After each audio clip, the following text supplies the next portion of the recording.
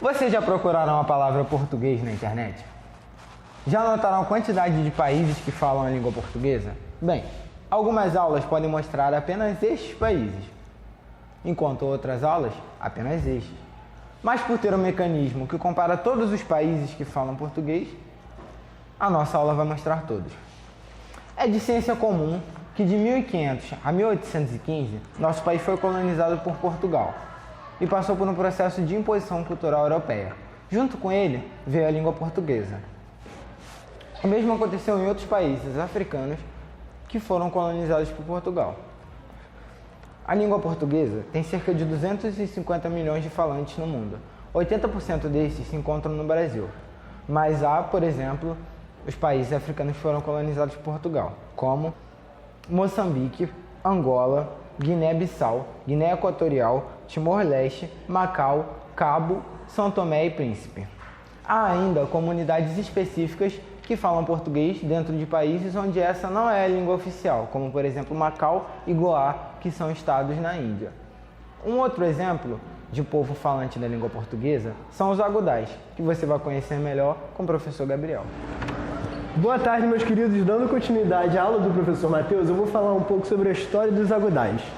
Os agudais são descendentes de escravos brasileiros e de comerciantes de escravos de Salvador.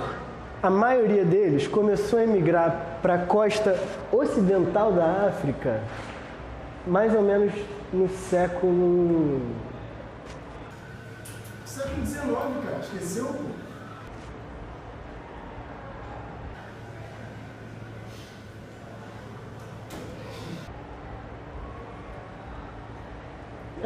Enfim, no século XIX.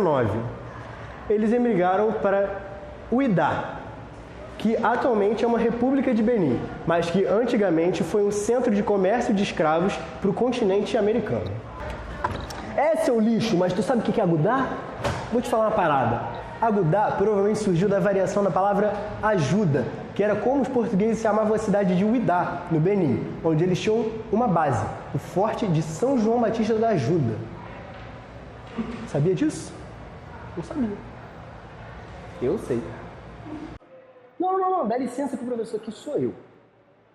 Você sabia que os brasileiros que se mudaram para o Golfo de Benin levaram com eles novos conhecimentos sobre novas técnicas agrícolas, novos hábitos alimentares, como, por exemplo, comer mandioca, isso aí, comer mandioca, e novas receitas, como, por exemplo, a feijoada, a cocada e o cozido? Não sabia, sabe por quê? Porque eu sou o professor, quem tem diploma sou eu. Mas tu sabe quantos agudais vivem atualmente no Benin? Sei sim. De acordo com levantamentos extraoficiais, aproximadamente 5 ou 10% da população de 6 milhões de habitantes no Benin tem sobrenome luso-brasileiro. Entre eles estão os nomes Silva, Souza e etc. Os agudais vivem espalhados pelas cidades de Benin, Cotonou e Porto Novo. E tu? Sim. E os agudais ainda preservam algumas das tradições das influências vindas do Brasil. Como, por exemplo, eles comem feijoada, eles dançam a burrinha, que é a dança original do Bumba Meu Boi, e comemoram o carnaval no final do mês de janeiro. Isso. E o carnaval é seguido pela missa da Irmandade Brasileira do Nosso Senhor do Bonfim, ambos realizados na capital beninense, Porto Novo.